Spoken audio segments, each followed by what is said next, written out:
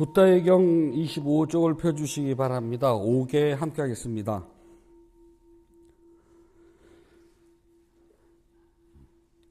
용서하여 주십시오.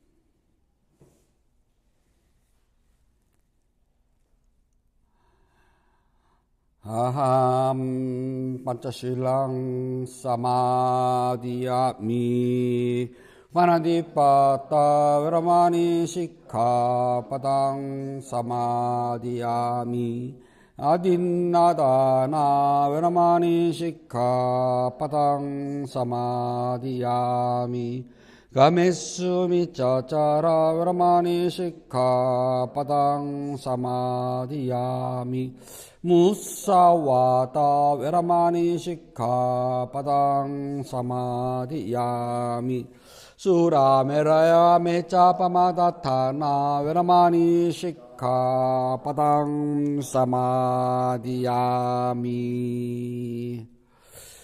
5월 10일 둘째 주 일요 본문을 시작합니다. 부처님 말씀 함께 하겠습니다. 사응타네카야 1권 80번 광채경 2번 구절입니다. 무엇이 세상에서 광채가 되고 무엇이 세상에서 깨어 있습니까?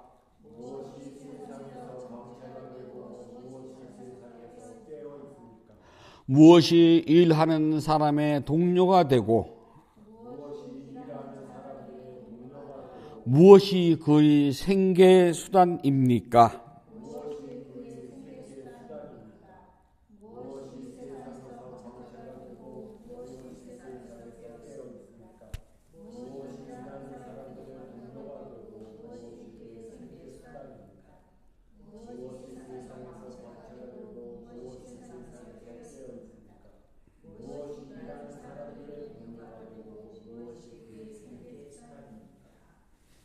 네, 편안지세요.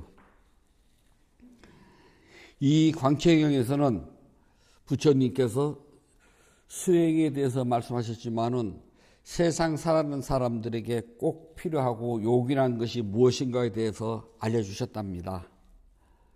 엊그저께가 어버이날이었답니다. 어린이날은 공휴일인데 어버이날은 공휴일이 아니랍니다. 그것도 전 그래요. 어린이날이 공휴일이었으면 어버이날도 공휴일이 돼야 된다고 믿는 사람 중에 하나인데 대부분 또 그래요. 뭐 스님은 결혼도 안 하고 애도 안 낳았는데 어떻게 아냐고 인간적 50, 100보랍니다. 그리고 여러분들이 가정에 무슨 문제 뭐하면 스님한테 상담하잖아요. 저 결혼도 안 해보고 안 해봤지만은요. 인간사는요 비슷비슷해요. 올 어린날이 되면은 자녀가 있는 사람들은요, 어거지 춘향이라도 한 번쯤 효도를 받아요. 유치원 다니거나 또는 초등학교 저학년이면은 요즘은 학교에서 안 한다고 그러대요. 예전에는 학교에서 그 색종이를 이렇게 카네이션 만들어 가서 딱 달아줬잖아요. 그것도 학년이 점차 올라가면 안 해요. 초등학교를 졸업하고 나면은 하나 사서 꽃을 남길 수도 있고요. 효장, 현이. 그렇지 않으면 그냥 입으로 떼고 넘어가요. 더 나이가 많아지면 어버이날인지 기억조차도 안 해요. 그래서 부모님이 되면은 아이가 유치원에 들어가서 색종이를 오리거나 또는 크레용을 칠해가지고 카네이션을 만들어 가슴에 딱 달아줄 때 그 첫 번째 그걸 받았을 때가 가슴이 뭉클하고 기분이 되게 좋다 그러더라고요. 전 안 해봐서 몰라요, 그거는요. 그래서 나이가 먹어갈수록 아이들이 어버이날은 잊어버리고 대충 넘어가요. 그런데 어린이날이 돼가지고 안 챙기면은 할머니 뭐 해가지고 되게 서운하다고 하거든요. 쥐도 안 하면 할머니 해야 된대요. 그 순간 아이들이 컸구나가 아니라 내가 나이를 먹었구나라고 생각을 한답니다. 그러면 심사가 편해요. 근데 세월이 조금씩 지나가다 보면은요, 내가 나이가 먹었구나, 제가 그것이 아니라요, 내가 너한테 해준 것만큼 서운함을 느끼기 시작한답니다. 뭔가 자기 자녀들을 향해서 서운함이 들어갈 때는요, 이미 내가 나이를 먹었다는 결정적인 증거랍니다. 왜냐하면은 아이들이 어렸을 때는요, 서운하다는 생각이 안 들어간대요. 그냥 아이들이니까, 아직 애니까 당연하게 생각을 한답니다. 그런데 점차 나이가 먹어가면은요, 서운하다고 그래요. 저희가 어렸을 때 저희들끼리는요, 무슨 사고를 치고 뭘 하더라도 서운하다는 생각이 안 들어가요. 당연하니까요.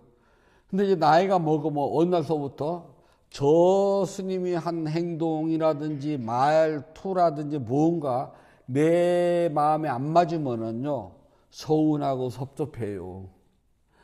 서운하고 섭섭함이 들어갔다는 순간부터는 나이가 먹었다는 증거를 합니다. 젊었을 때는 서운하고 섭섭한 느낄 새가 없어요. 바빠요. 왜냐하면 나이가 들면 있잖아요, 받은 것보다 내가 해준 게 더 생각이 많이 난답니다. 내가 해준 것만큼 서운하고 섭섭하고요. 그리고 시간이 지나면 생색도 내고요. 또 후회도 들기도 한답니다. 한번 생각해 봅시다.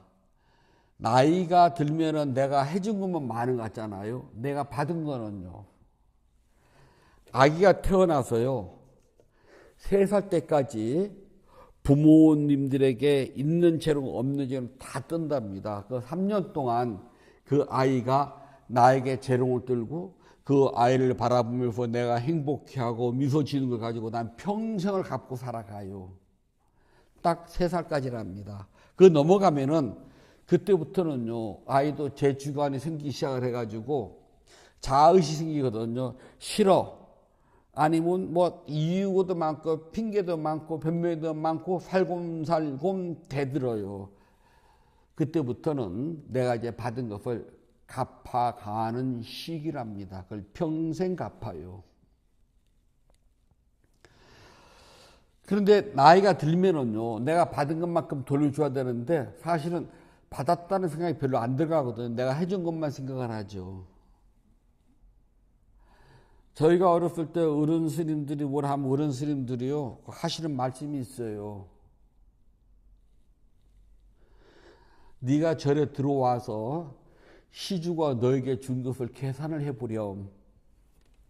먹고 자고 입고 병원 가고 공책 사고 연필 사고 뭐 한 거 다 꼽아 보면은 그 돈이 얼마인 줄 아니? 그걸 네가 평생 갚아도 다 못 갚는단다. 그 돈이 가만히 있는 돈이 아니라 수레바퀴처럼 굴러가는 돈이 돼가지고 이자가 붙거든. 그 언제 다 갚을 수가 있겠니? 라고 늘 말씀을 하신답니다.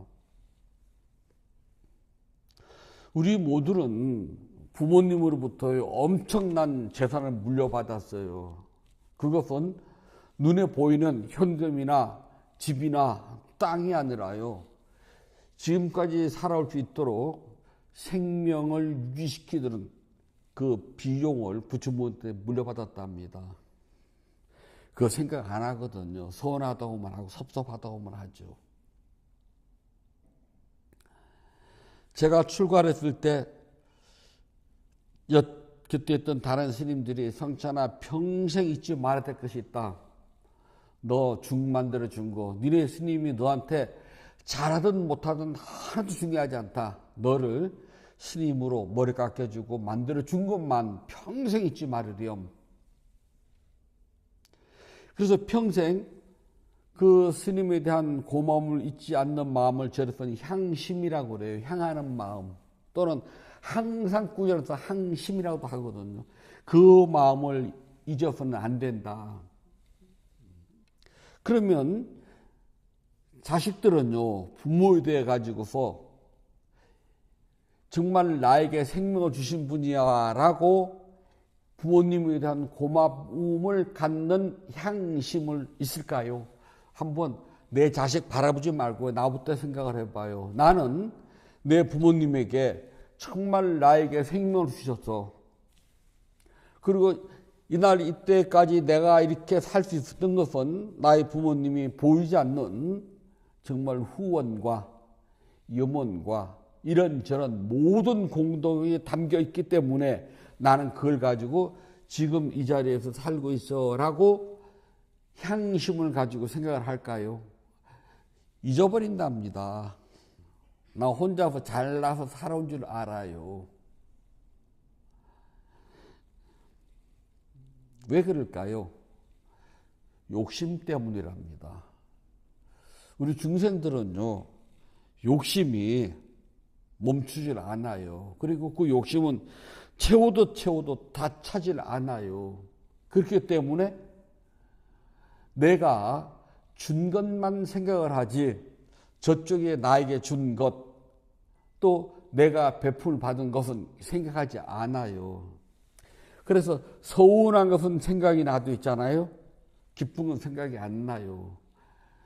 서운한 것은 평생 가거나 오래오래 간답니다. 그러나 즐겁고 기쁘고 좋았던 건 생각이 안 나요.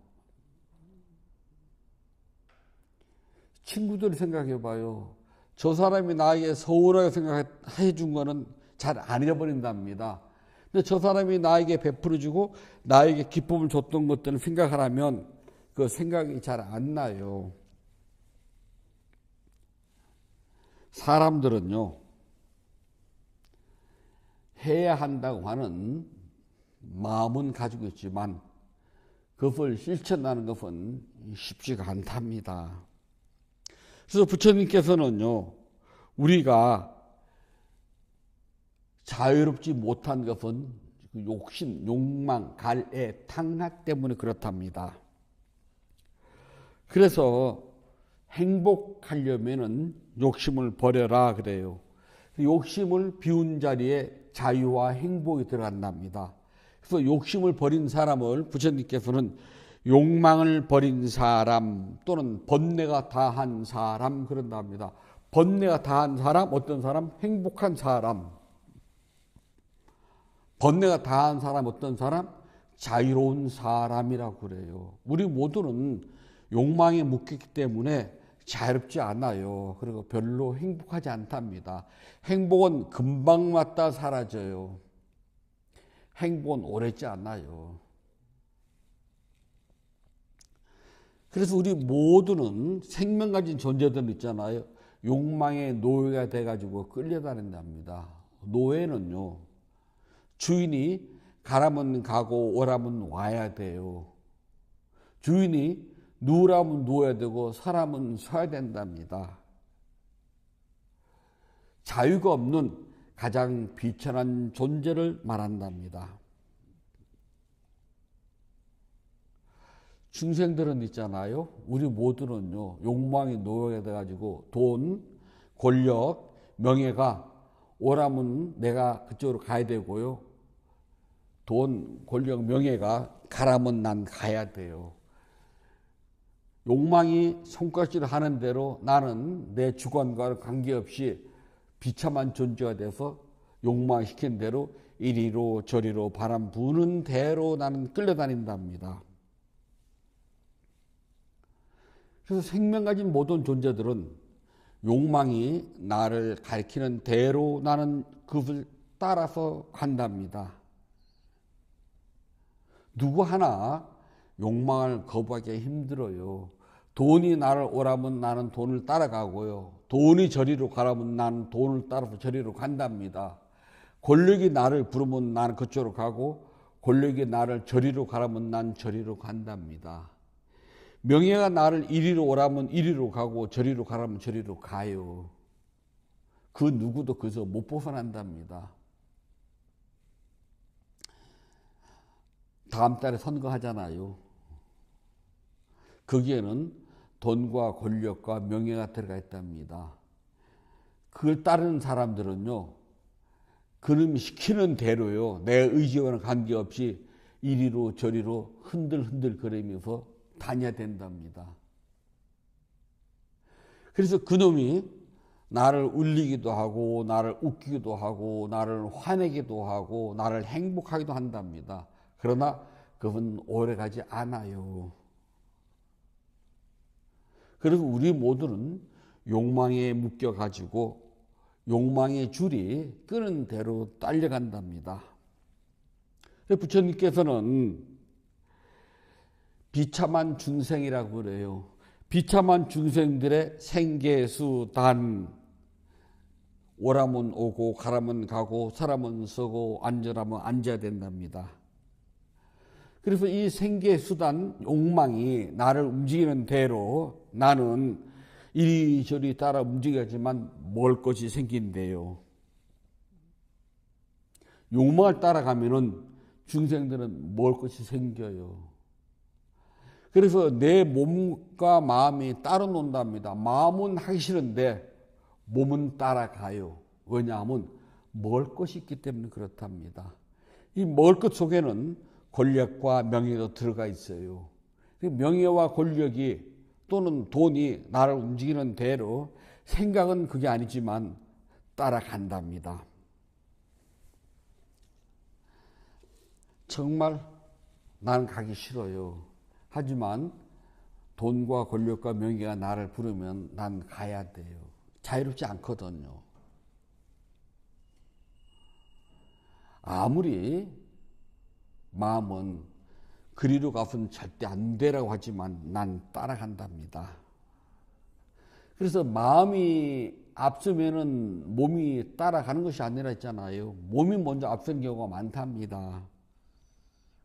하지만 중생들은 자기도 모르게 마음이 먼저 움직이면 몸은 저절로 따라간답니다. 부처님께서는 생명 가진 존재들이 가지하는 생계 수단은 몸의 움직임이 먼저랍니다.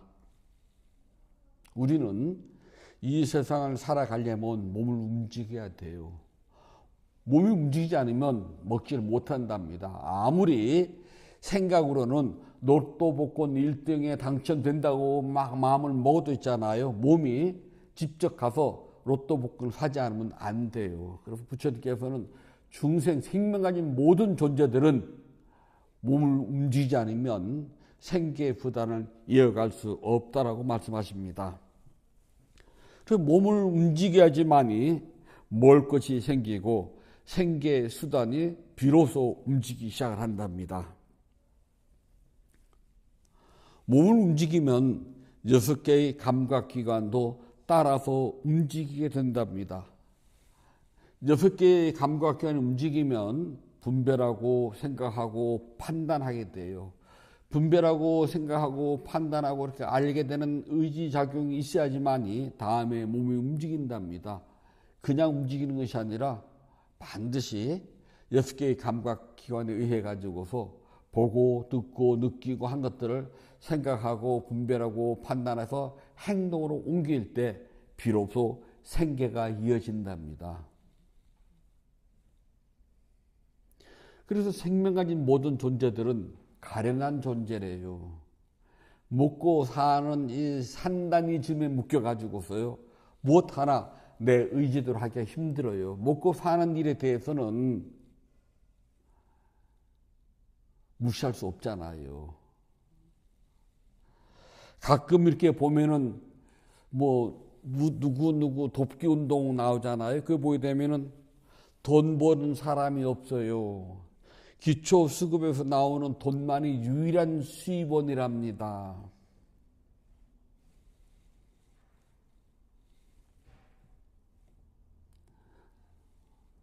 여섯 개의 감각기관이 있어도 몸을 움직이지 못하면 생계수단은 힘들어진답니다. 6개의 감각기관을 내 뜻대로 조금씩 움직여 갈 때, 설령 내 뜻대로 움직이지 않는다 하더라도 6개의 감각 기관이 보고 듣고 느끼는 대로 따라가야지만이 생계수단이 이루어져요. 그래서 부처님께서는 생명 가진 존재들은 비참한 존재라는 겁니다. 내 의사와는 전혀 관계없이 먹고 살기 위해서는 움직여야 돼요.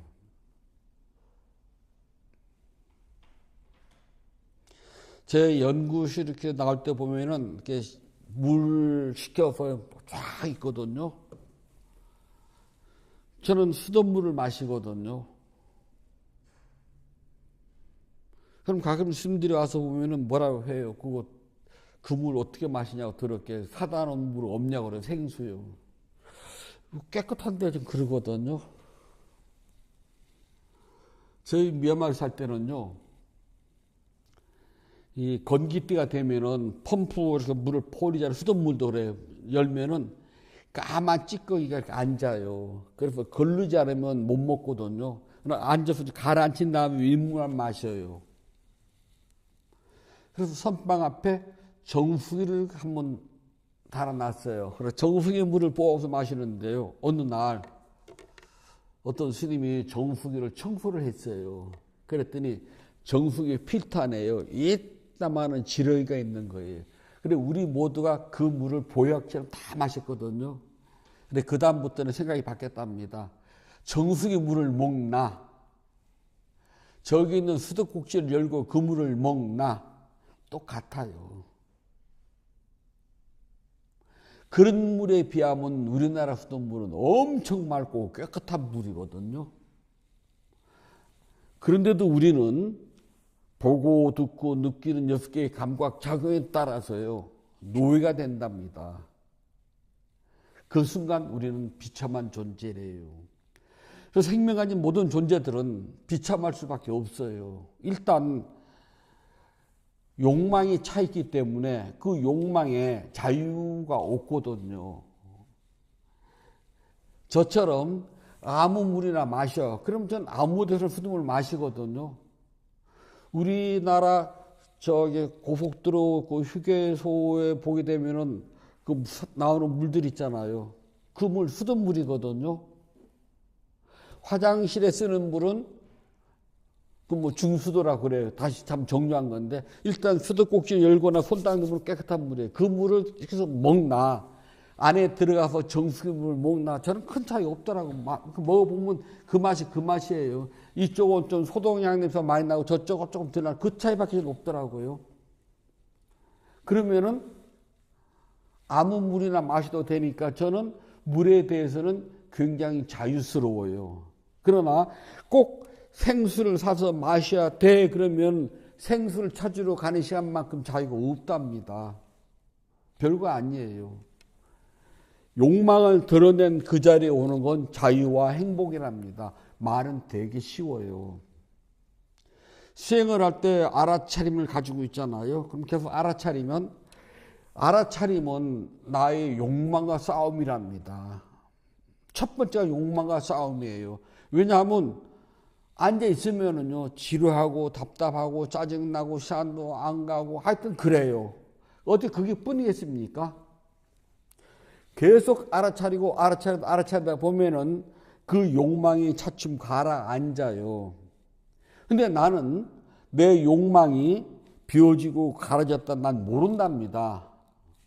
그 대신 뭐가 오냐 하면은 기쁨, 행복, 고요, 평온이 와요. 어느 순간 보면은 나는 굉장히 고요하고 마음속 막 기쁨이 끌어오르기도 하고 평온하고 행복해요. 왜 그런지는 알 필요가 없답니다. 그래서 난 가서 보고를 한답니다. 오늘은 이 시간만큼 고요하고 행복하고 평온하고 막 기쁨이 왔답니다. 그럼 그것도 강도가 있거든요. 약한 강도에서 센 강도, 큰 것과 작은 것, 넓은 것과 좁은 곳, 깊은 것과 얕은 곳, 천차만별로 벌어져요. 그걸 들어보면은 저 사람이 욕망, 갈애, 번뇌, 탕하, 욕심 똑같은 말입니다. 그게 비워졌구나. 고상한 말로 하면은 번뇌가 사라졌구나. 욕심이 사라졌구나 그러면 뭔가 속물스럽잖아요. 그런데 번뇌가 사라졌구나 그러면 좀 고상하게 들리죠. 그럼 더 고상하게 탕하 낄레사가 사라졌구나. 그러면 낄레사가 사라져서 그래요. 또는 탕하가 사라져서 그러면 굉장히 수행 많은 것이 느끼잖아요. 똑같아요.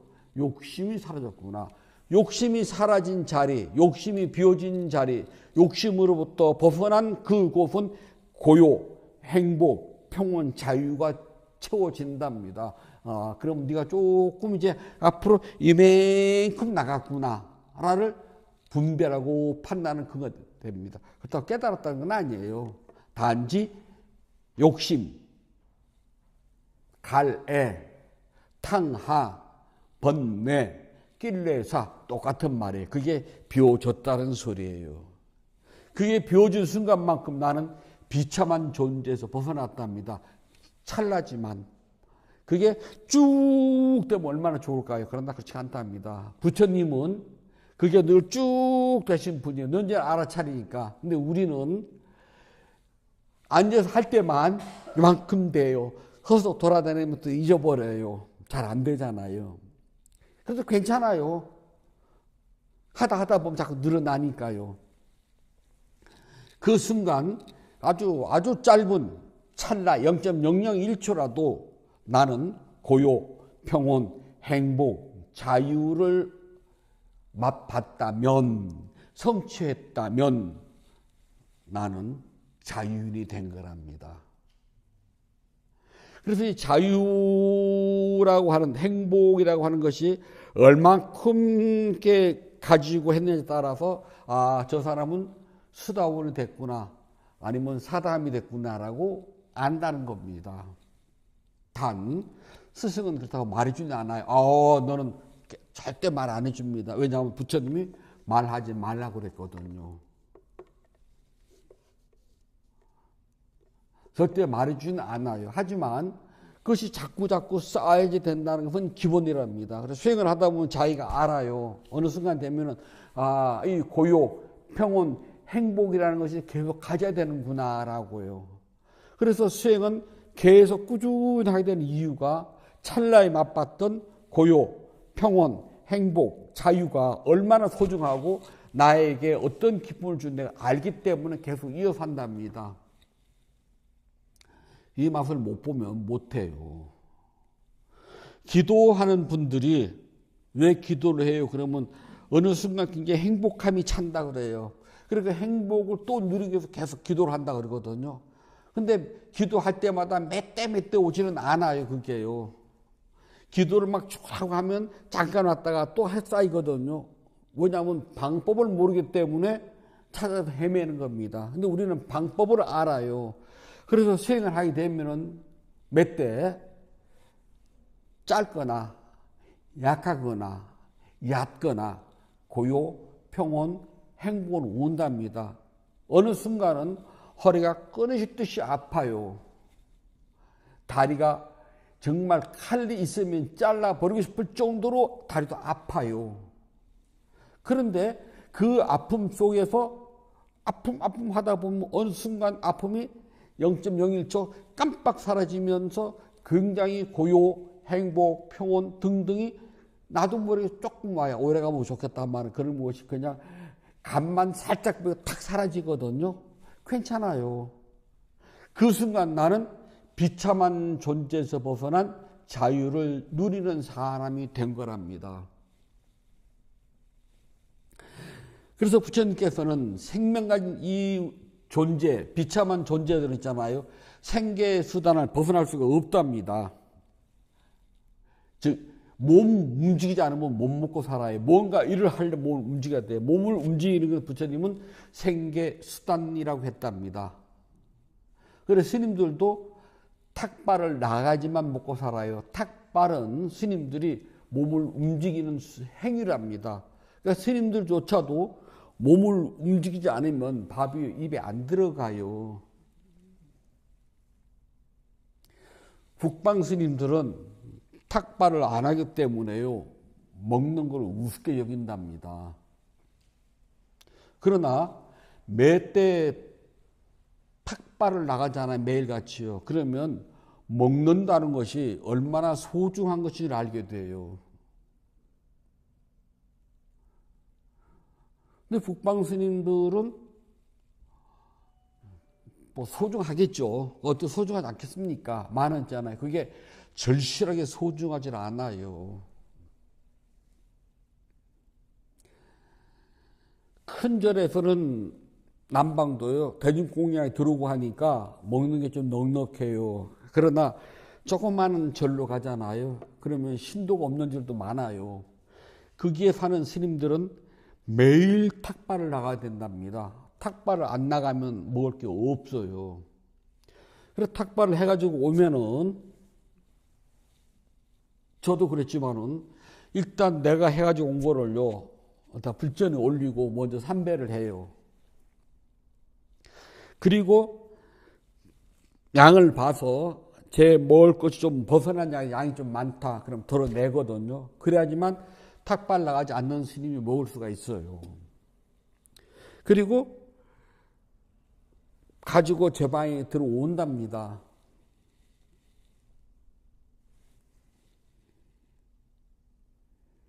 밥은 좀 넉넉해요.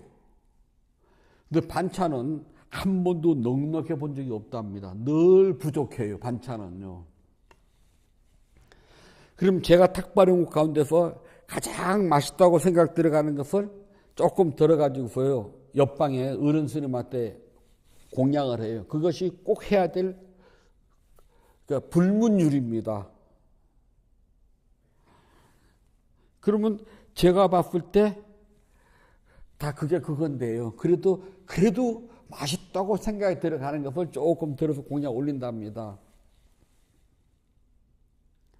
그러면 어른 스님이 되게 기뻐하셔요. 그걸 보고 우리는 뭐라 그러냐, 부처님은 생계수단이라고 그랬습니다. 이게 뭐냐면요, 이리야 빠따라 그래요. 빠따가 바로잖아요. 이리야는 임들이야 노력한다는 거잖아요. 노력을 해야 좀 그렇게 찬다는 겁니다. 그래서 생명 가진 모든 존재는 생명을 유지하기 위해서는 몸을 움직여야 된답니다. 몸을 움직이는 것을 생계수단이라고 그래요. 회장님도 몸을 움직여야 돼요. 나가서 하다못해 결제 서류에 사인이라도 해야 되잖아요. 움직이지 않으면, 몸을 움직이지 않으면은 먹고 사는 일이야 빠따가 있을 수가 없답니다.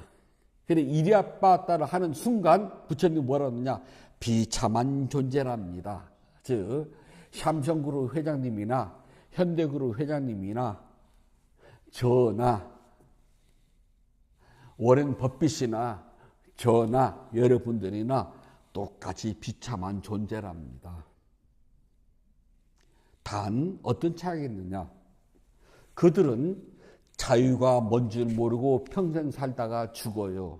즉 비참한 존재로 태어나서 비참한 존재로 죽는답니다. 그러나 부처님의 제자인 우리는 비참한 존재임을 자각을 해요. 그래서 비참한 존재에서 벗어나기 위해서 우리는 수행을 한답니다. 부처님께서는 생계의 수단을 버릴 수는 없다고 그러셨어요. 그러나 묶이지는 말아라 그랬답니다. 묶이지 않으면 비참한 존재에서 벗어난다고 말씀하셨어요. 묶이지 않으려면 어떻게 되느냐? 알아차려라. 내가 비참한 존재이기 때문에 난 생계수단을 위해서 몸을 움직여야 돼요.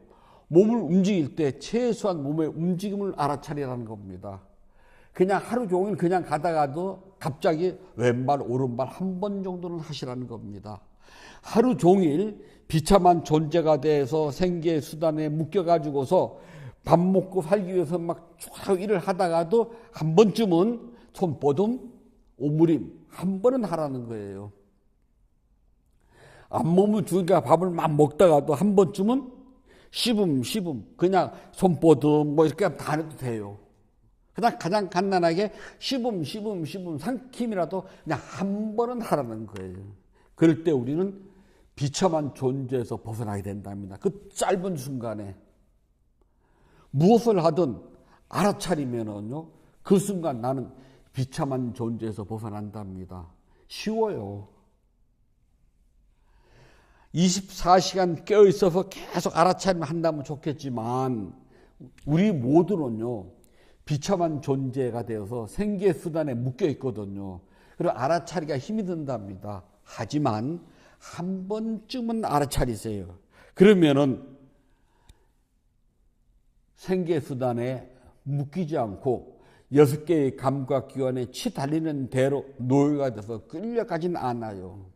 한 번쯤은 봄, 한 번쯤은 들림, 한 번쯤은 움직임, 한 번쯤은 생각, 그렇게 하시면은 최소한 그 순간만큼은 노예가 되지 않고 비참한 존재가 되지 않고 묶이면서 풀려나게 된답니다. 그래서 깨달음이라 하는 거는요, 스스로가 노력을 하고 알아차리면 그 끈이 끊어져요. 부처님이 끊어주는 게 아니랍니다. 아무리 기도를 열심히 해도요, 부처님이 가위 들고 나타나가지고, 헤이, 웰컴! 그러고 딱 안 끊어져요. 내가 끊어야 돼요. 내가 끊기 위해서는 알아차림 노력을 해야 된답니다. 스스로 잘 닦아서 감각기관을 다스리면 반드시 벗어나서 비참한 존재가 아니라 자유를 누리는 사람이 된다고 부처님께서는 확실하게 말씀하셨답니다. 부처님께서 말씀해 주셨습니다. 사안관니까야 1권 80번 광채경 3번 구절입니다. 통찰지가 세상에서 광채가 되고 마음 챙김이 세상에서 껴있는 자로다. 일하는 사람에게는 소가 동료요. 밭고랑이 거의 그의 생계수단이니라.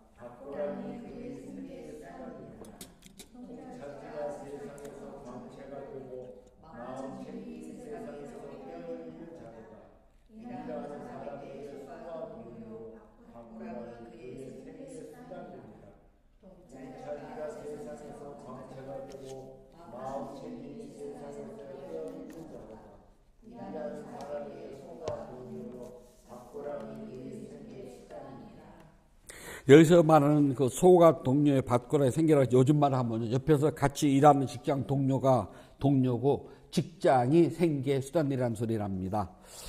5월 10일 둘째 주 일요 본문을 마치도록 하겠습니다. 법회 회향하겠습니다. 붓다예경 272쪽을 펴주시기 바랍니다.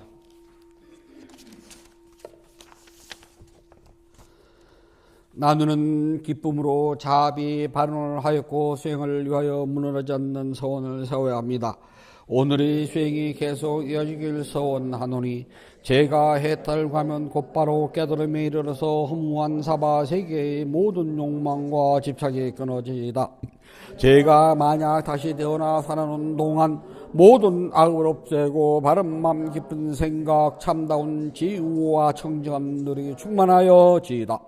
담마에 위었는 힘과 제 노력과 실천 수하는 힘으로 어떠한 마장도 제 학정길을 기원합니다.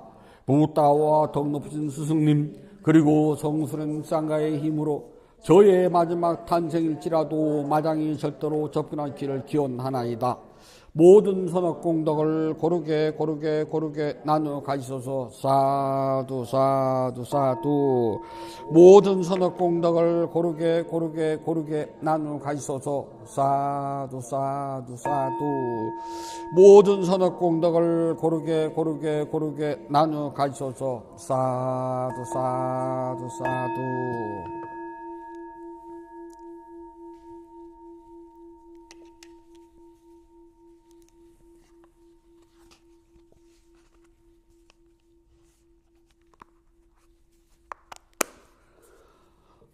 5월 10일 둘째 주 의료 법회를 마치도록 하겠습니다. 모두 행복하세요.